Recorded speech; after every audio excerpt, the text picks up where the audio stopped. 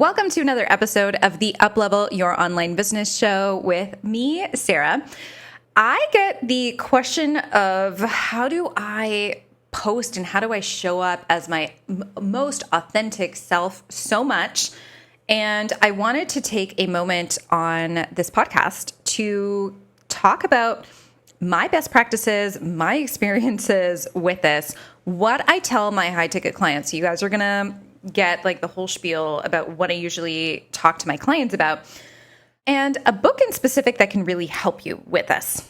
And so let's kind of start this off by saying that I think a lot of people will look at someone like me on the internet who can like do some silly things with my hands or get in front of a microphone and have no problems at all talking about like deeply personal things, and think that this just kind of comes naturally to people like me. They think that, well, I must be born with it, or how can I do it? And I get that question a lot, like, why can't they do it? Why can't they show up this way? And usually when I talk to my clients about this, it's usually because they were forced into a shell of who they are for so long in their lives that they needed to perform in a specific way. And so they needed to put on a statue, in essence, a statue of who they are, in order to be praised, in order to be successful, in order to get the promotions that they needed to, specifically in corporate environments, but not only in corporate environments.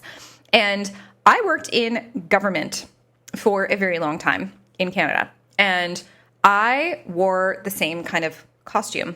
I was also a little bit more of a shell of myself because I had to be presenting in a specific way where people would take me seriously, where I would be respected, and where I would be identified for unique strengths that I had in order to get promotions and in order to be seen at my job. And so when you are in that environment day in and day out, every single day you have to walk into that environment. And even with the clothes that you wear in those environments, you start to identify with that and you start to become that specific type of human being.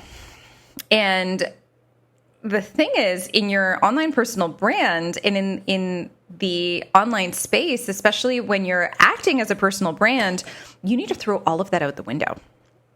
And it's really hard for people to do, especially because that's how they became successful. And so when they want to go into the online space, they want to present themselves the same way because they're just like, okay, well, it's kind of like in university, I did my papers, I got A's. So why can't I do my papers, so to speak, in life and still get my A's? Why isn't this working this way, right? In corporate, I presented myself a specific way. I wore the right suits. I wore my hair the right way. I wore my makeup the right way. And I got noticed by my team members. I got respected. So why isn't it working right now, right? Like, why can't this work in the online business space? Why is this so hard for me? And so a lot of my clients, what they'll do is they'll come into the online space and they'll think that they can present themselves in the same way, but then they quickly realize, like, no one's buying my content. No one cares about what I have to say.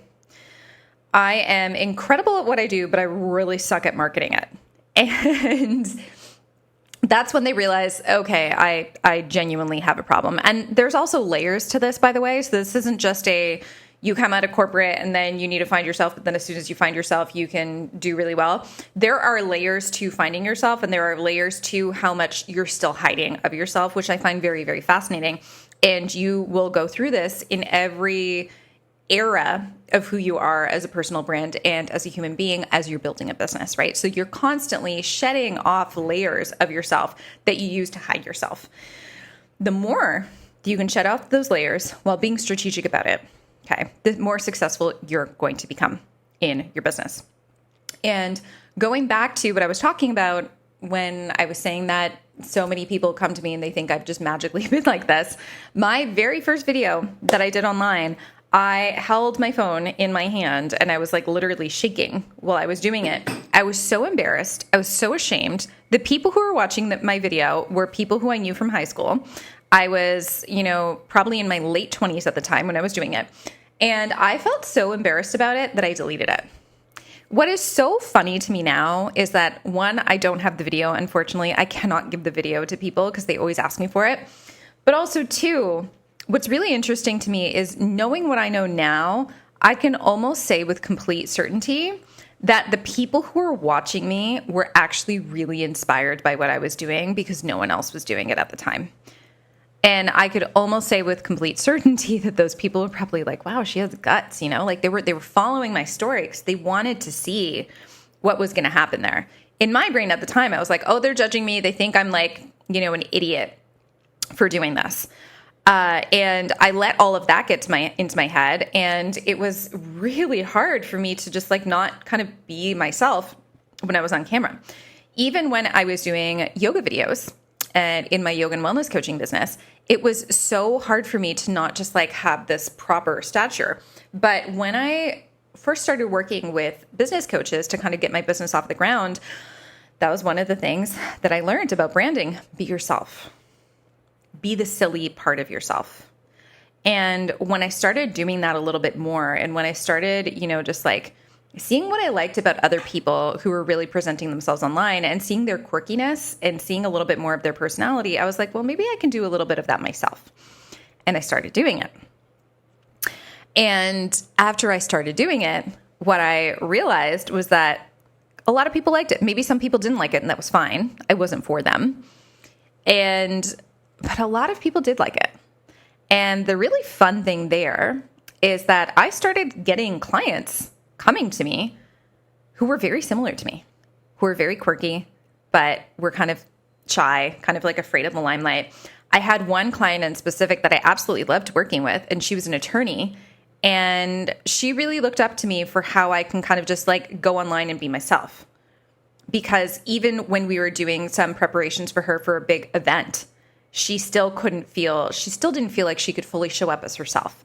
And that was a lot of the work that we did. And it was truly incredible how I went through that work first so that she can experience it for herself as well. So I went kind of through that transformation. I had to learn that. And then by me learning that, I was able to gift that to her as well through our coaching experience. And I've been doing this for 8 years, over 8 years. I've been doing this full-time for 8 years. I've been doing this for around 10 years, which is kind of crazy. That client experience that I'm telling you about was probably about 10 years ago. And so here's what I have said to my clients about this whole thing that has made a really, really big difference in their lives as well. And so one of the first things that I say to my clients is, who are you at home? Who are you with your best friend? Who are you with your partner? Who are you with the people who love and accept you unconditionally? How do you act? How do you behave? Right? If you're a dog lover, are you all over your dog all the time? If you are a mom, are you just always like being silly and fun with your children? If you are a corporate woman, but you love coming home and just like doing comedy skits, who are you? Right? Like, what are the ways that you are quirky? What are the ways that you are weird? And I always ask them to kind of like write down a few of those things and just write down all of the things that really just make them silly and unique. And even if they never want to share those things, and even if you never want to share specific aspects of yourself with anyone else, I still want you to write them down. And the reason why it's so helpful to write them down is we just want to get them all out. So it's not like you're going to use them all. You're just going to get them out. It's almost like a diary. You're putting things in a diary, and then you get to decide what ends up getting out of the diary or what you end up burning, right? So understanding all of these different things that make you unique, and then choosing which aspects of yourself you're going to use in that uniqueness. Because to be honest with you, you don't need to use all of your uniqueness, all of your quirkiness in your brand. In fact, some of it could actually be detrimental to your brand. And I've had clients ask me that as well. They've said, okay, well, I work with high-performing women. I work with corporate women. I can't tell them these specific things, or I can't present myself in this way. And I'm like, that's fine. You don't need to. You don't need to present every single quirk about you. If there are specific things where you're just like, this is not going to fit with my target audience, that's fine. That's actually the definition of a personal brand, is deciding what aspects of yourself you're going to show and what aspects of yourself you are going to decide that you're going to keep to yourself. Because in a personal brand, and even with the influencers that you see online, they're not sharing all of themselves. If they were, they'd probably be way too out there with like way too many things that they're working on, and you might get quite bored. They might not even have enough brand partnerships either, because their brand partnerships really depend on how unifying their brand is and how specific their brand is to what it is that the partnership or the product company is looking for. And so a lot of the times, the personal brands that you see online are sharing specific aspects of their lives that identify with their brand.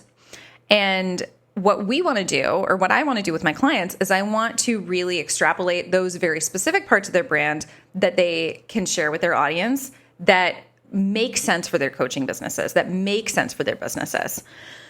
And so let's say, for example, if you are in a non-monogamous relationship and you are teaching relationship coaching, that might be a part of your relationship coaching that you're going to want to put into your brand, right? Because it's a very specific part of what you do and what you live by.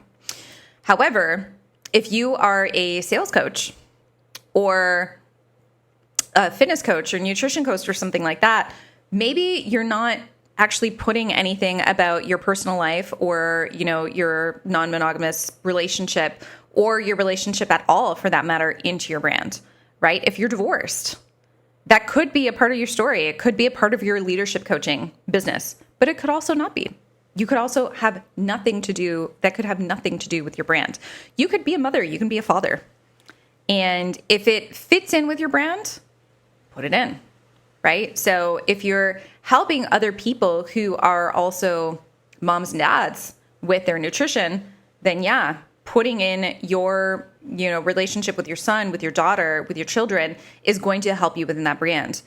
But let's say, for example, if you're doing finance coaching, or if you're doing something completely different and you're like, you know what, I don't really want to put my kid in this. I have like a rough relationship with my child. By all means, you don't need to bring the attention there. So you get to choose what aspects of yourself you're bringing into your brand, which is also really fun, right? And as an example, I was a yoga and wellness coach before I got into business coaching about 8 years ago. And so I tend to actually attract a lot of people who are really into wellness because I'm into wellness, right? So I will show videos of me doing yoga, and I'll create reels of me doing yoga and relate them to business. Or I'll do videos of meditation, or I will frequently do videos where I'm putting in my Thorn Daily Greens, my green juice, and I'm drinking it. And I will talk about those things in my brand because ultimately I do want people like that. I want my clients to also know how to take care of themselves from the inside out, because I feel like it makes people a lot easier to work with when they're already investing in themselves on different levels. And so that's really important for me to bring in and to understand or recognize about my brand. But another thing about this, I've been talking a bit about these like external factors about who it is that you are and what it is that you're into. But what about the internal factors? What about the quirks? What about the silliness? What about the imperfections? So, are you disclosing to people that you're neurodivergent, that you have ADHD? Are you disclosing to people that you have anxiety? Are you disclosing to people that you struggle with depression? These are all questions that we need to ask ourselves in terms of, does this make me more relatable to my ideal client, or is this distracting from my brand? Only you can answer that. And that's where really defining and refining who your ideal client is so important. But even beyond that, we have quirks. We have personality traits. We have things that we do in our lives that might be messy to other people. Right? So maybe you dye your hair pink. Maybe you don't dye your hair at all. Maybe you're flaunting your gray hair. It doesn't matter. But what does matter is that you're putting all of these representations of who you are and all of your quote unquote imperfections, the ways that you make you different. And you're deciding to showcase those things with other people so that they can also be seen within you and within your brand. Right? They want to feel validated by you having the courage to show the things about yourself that they would never have the courage to do. I get a lot of women as well telling me, I feel like I need to be 10 pounds lighter in order to show up on camera. And I'm just like, that's the exact reason why you need to show up on camera now. Because a lot of your ideal clients are probably there saying, I can't show up on camera. I'm too chunky. I don't look good. And what you want to say is you want to be like, I'm going to show you how to be confident anyways. I'm going to show you how I can be confident in my skin, even though I feel like I'm 10 pounds heavier. And so it's these vulnerabilities, it's these imperfections, it's the silliness that we also want to bring into our brand because it creates relatability. No one wants a coach or a therapist to be secretly there, sitting there, being absolutely perfect and judging you the entire time. You want people who feel like you. You want people who you feel like you can trust with everything that you're about to tell them without them judging you. So let's say, for example, if you're doing fitness coaching, you're going to want to show people how you binge eat or how you used to binge eat or how you still eat pizza. Things like that, things that make you imperfect, things that make your ideal clients be like, oh, she does that too? Oh, okay, great. She will understand me. Because if you're just too perfect and you just show up as a statue and as a corporate statue when you come into the online space, people are going to be bored with it. There's no relatability. There's no vulnerability. And unfortunately, with the oversaturation that is happening within the market in the online space, people who are boring and show no personality are just flat. They don't get followers. They don't get views. They don't get engagement. The more yourself you can be while adding in your credibility, the better off you're going to be in terms of getting clients who understand you and getting the right clients, getting the most aligned clients to your business. If you're not relying on your brand, if you're not relying on yourself and vulnerability and really using your authenticity in your brand, you could spend thousands and thousands and thousands of dollars on ads and doing funnels and things like that. But you're never going to get people who are fully congruent with you because you're not sharing with them the value sets that you have within your own life. That's one of the best ways to get the best clients to come in is start to share with people your value sets. You know, what do you believe about marriage? What do you believe about divorce? What do you believe about raising children? What do you believe about your health? What do you believe about religion? The more that you can kind of start bringing those into your brand, regardless of what your niche is, the more that you're going to bring people in who are very similar to you. That's why a lot of brands talk about politics, because they want people who are similar to them to come in. They want people to feel identified with when they come into their brands. And so the more that you can be yourself strategically within your brand, the more that you're actually going to attract the right people and the more that you're going to actually attract more attention. And attention is currency in the online space.